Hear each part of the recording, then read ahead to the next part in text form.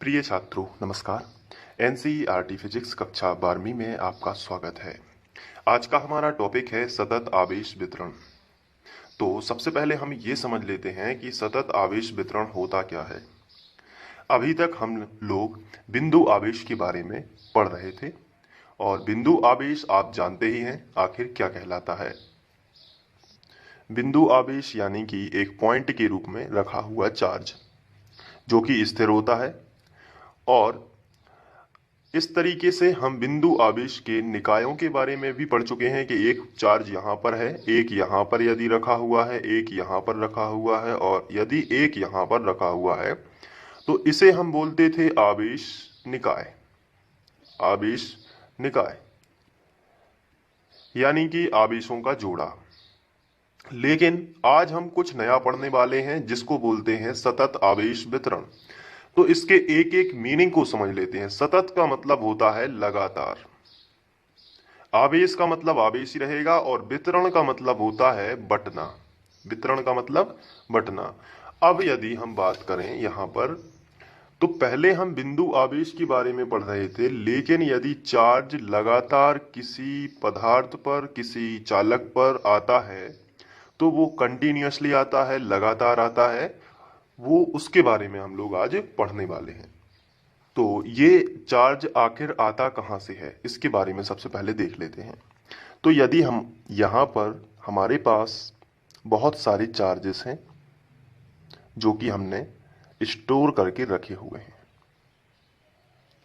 अब किसी तार के माध्यम से इन्हें हम किसी दूसरे पदार्थ में ले जाना चाहते हैं। अब वो पदार्थ यहाँ पर हम तीन प्रकार से मांग लेंगे। सबसे पहले रेखीय रूप में हो, यानी कि एक सरल रेखा रूप में जैसे कोई तार। दूसरा पृष्ठ के रूप में, यानी कि कोई पृष्ठ अकेला हो, जो एक्स वाई समतल भी हम बोल सकते हैं, यानी कि एक तल हो केवल। और तीसरा आयतन के रूप में, आयतन हो जिसमें, यानी कि जैसे आपने देखा हो घन टाइप में पदार्थ हो या गोले टाइप में भी पदार्थ हो जिनके बीच में कुछ जगह हो, यानी कि जगह का मतलब आयतन हो। तो इस प्रकार से तीन चालक हम मानेंगे। ये धात्विक चालक होंगे सभी। जब इनमें हम चार्ज देंगे तो ये चार्ज जैसे हमने सरल रेखा में दिया तो ये इसके पृष्ठ पर इस तरीके से फैलेगा,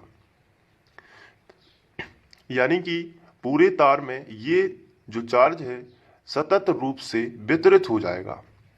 इसी प्रकार पृष्ठ पर दिया जाएगा तो ये पृष्ठ पर भी सतत रूप से क्या हो जाएगा, वितरित हो जाएगा। तो अब हम इसे पॉइंट चार्ज या आवेशों का निकाय नहीं बोलते, इसे हम बोलते हैं सतत आवेश वितरण।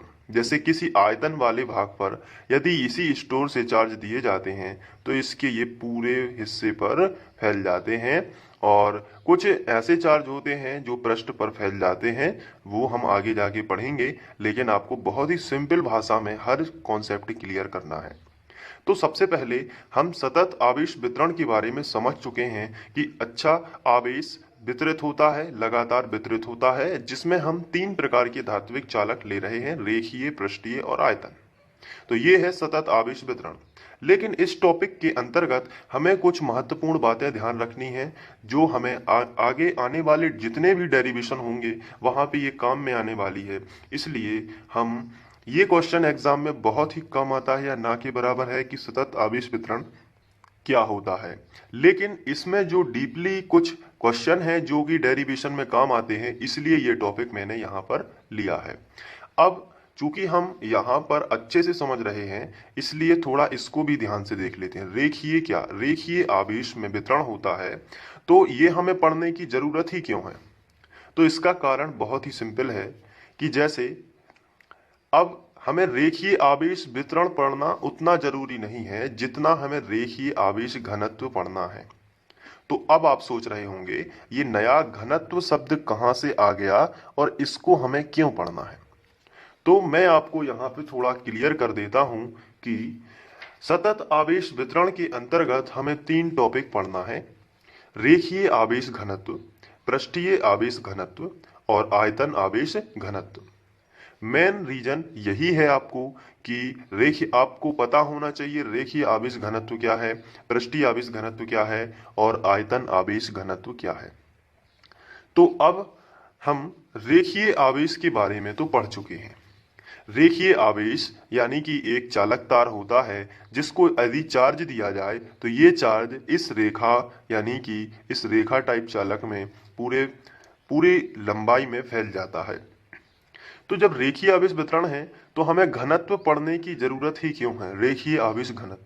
तो होता क्या है, हमें इस चालक तार की यदि लंबाई पता नहीं होती है, या फिर हम दूसरे शब्दों में कहें कि अगर एक शहर में एक खंबा लगा हुआ है और दूसरे शहर में एक खंबा लगा हुआ है, तो जब इसमें तार लगा रहता है तो हम तार की लंबाई काउंट करने नहीं जा पाते हैं, या फिर हम उसमें समय लगता है, या फिर पॉसिबिलिटी कम होती है।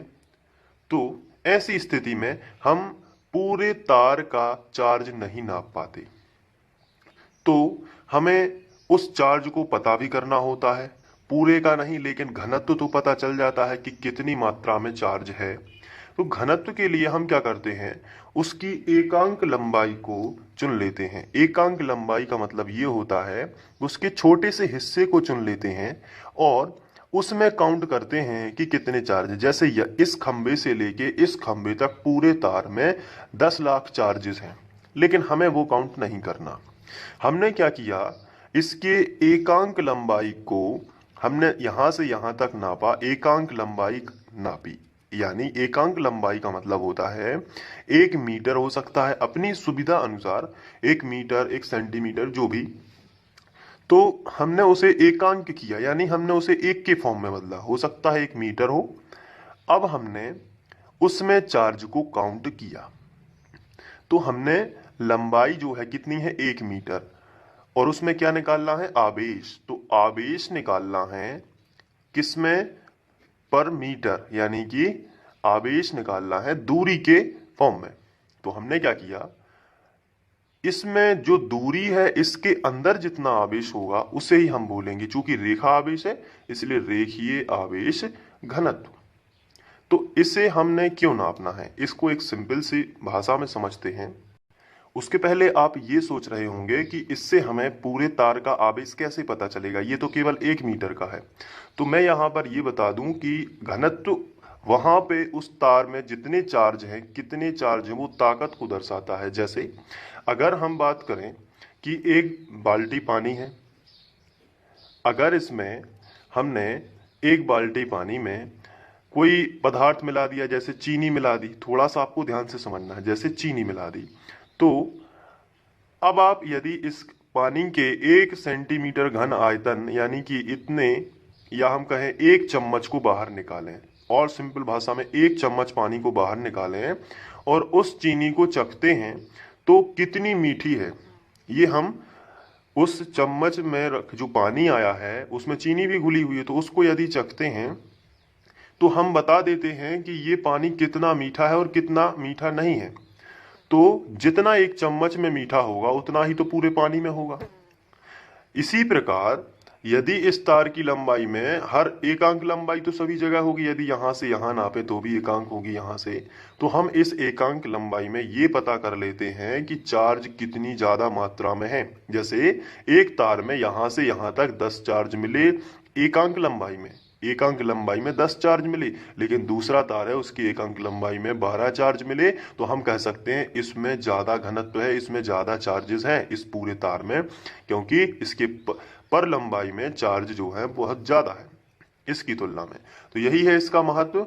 और यहाँ पे हम रेखीय आवेश घनत्व की बात करें, क्योंकि सतत आवेश वितरण में क्वेश्चन मैंने यहाँ पे लिखा हुआ है रेखीय आवेश घनत्व क्या है, तो इसका आंसर आपको लिखना है, यदि आवेश का वितरण एक सरल रेखीय चालक में होता है तो उस चालक की एकांक लंबाई में उपस्थित आवेश को रेखीय आवेश घनत्व कहते हैं। देखिए वही बात लिखी हुई है, इसे लैम्डा से प्रदर्शित करते हैं, उस घनत्व को कुछ नाम दे दिया जिस इसे लैम्डा से प्रदर्शित करते हैं। तो देखिए वही बात है ना, यदि आवेश का वितरण कहाँ होता है, एक सरल रेखीय चालक में। तो ये देखिए एक सरल रेखीय चालक है और इसमें यदि आवेश का वितरण कर दिया जाए तो चालक की एकांक लंबाई में उपस्थित, एकांक लंबाई, यहाँ पे हमने एकांक लंबाई ले ली, तो एकांक लंबाई में जितना चार्ज उपस्थित होगा, एकांक लंबाई में उपस्थित आवेश को क्या बोलते हैं? रेखीय आवेश घनत्व कहते हैं, और इसे अक्षर लैम्डा से प्रदर्शित करते हैं। तो इसलिए आपको ध्यान रखना है, रेखा के लिए लैम्डा होगा और लैम्डा से प्रदर्शित करते हैं। इसका मात्रक कूलाम प्रति मीटर है। कूलाम प्रति मीटर इसलिए है क्योंकि घनत्व का फॉर्मूला यहाँ पे बन रहा है आवेश और कितना आवेश कितनी दूरी में, तो आवेश बटे दूरी घनत्व का फॉर्मूला बन रहा है। इसलिए आवेश का मात्रक क्या होता है? कूलाम, और बटे का मतलब प्रति, और दूरी का मात्रक क्या होता है? मीटर। इसलिए कूलाम प्रति मीटर, ये इसका बन रहा है मात्रक। तो यहाँ पे आशा करता हूँ कि आप लोगों को रेखीय आवेश घनत्व तो समझ में आ ही गया होगा। अब इसके बाद पृष्ठीय आवेश घनत्व भी इसी तरीके से है, तो उसको भी हम देख लेते हैं। तो पृष्ठीय आवेश घनत्व की यदि बात की जाए तो क्वेश्चन इस तरीके से पूछा जा सकता है, और ये इसलिए हम लोग पढ़ रहे हैं ताकि जब हम लोग डेरिवेशन करें तो आपको कुछ नया ना लगे, ये लगे कि हाँ इसको हम लोग डिस्कशन कर चुके हैं। भले ही थोड़ी मात्रा में डिस्कशन किया है, लेकिन आपको लगेगा कि ये वहाँ पे पढ़ा था। बस थोड़ा थोड़ा आपको ध्यान से देखते जाना है।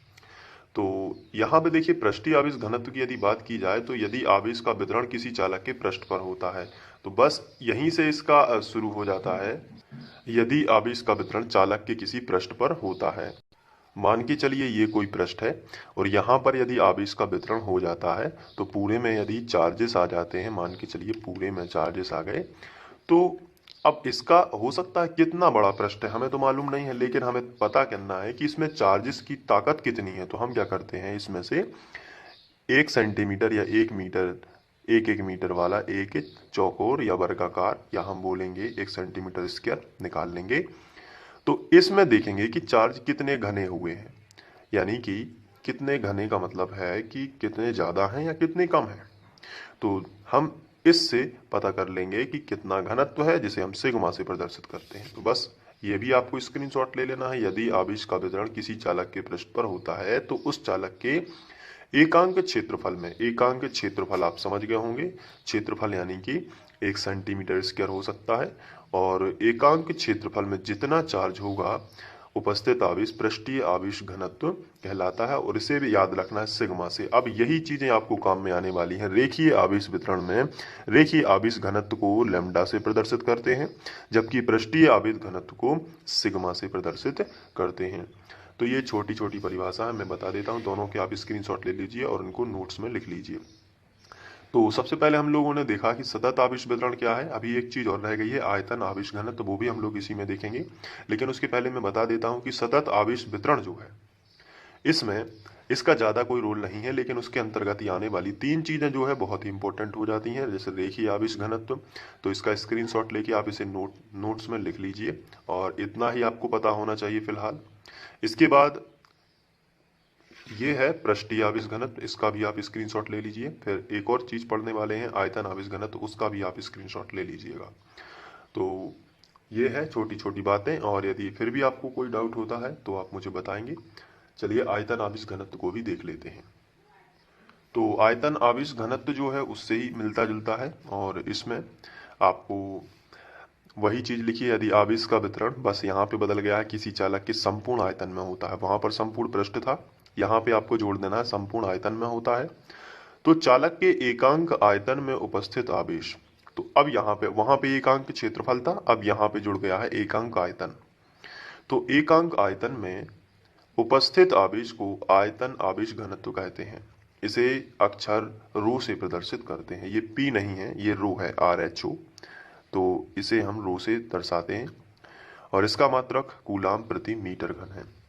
उसका मात्रक था कूलाम प्रति मीटर वर्ग। जैसे जैसे आगे बढ़ते जाओगे, रेखा देखिए, यहाँ पे थोड़ा सा समझ लेते हैं। पहले आप इसका स्क्रीनशॉट ले लीजिएगा। अब यहाँ पे देख लीजिए, रेखा के लिए मात्रक बनता है कूलाम प्रति मीटर, कूलाम प्रति मीटर, और इसको हम दर्शाते हैं किससे? लैम्डा से।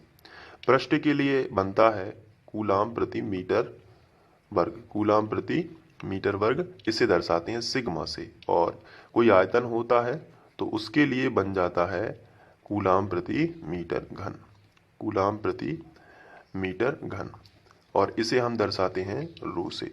अब इसमें देखने वाली बात है कि जो मात्रक है उसमें मीटर हर बार एक बढ़ रहा है, क्योंकि हर बार विमा बढ़ रही है। इसकी होती है लंबाई, लंबाई गुणित चौड़ाई, या फिर यहाँ पे हम इस 1 मीटर स्क्वायर निकाल रहे हैं तो भुजा का वर्ग यानी कि विमा बढ़ रही है मीटर स्क्वायर, और ये आयतन है तो लंबाई गुणित चौड़ाई गुणित ऊंचाई, इसलिए मीटर घन हो जाता है। तो इस तरीके से आप इनको बस नॉर्मल सा याद रखिए। एग्जाम की दृष्टि से काफ़ी कम इम्पोर्टेंट है, लेकिन समझने के लिए बहुत ही अच्छी चीज़ है। ये वीडियो आप free online coaching by Sandeep Khare के माध्यम से देख रहे थे, और इसमें आप जो भी आपको इम्पोर्टेंट लगा हो तो आप इसको नोट कर लीजिए। बाकी मैंने जो लिखा हुआ है आप ये सब नोट कर ही लीजिए। Thank you. आगे बढ़ते हैं नेक्स्ट टॉपिक की ओर।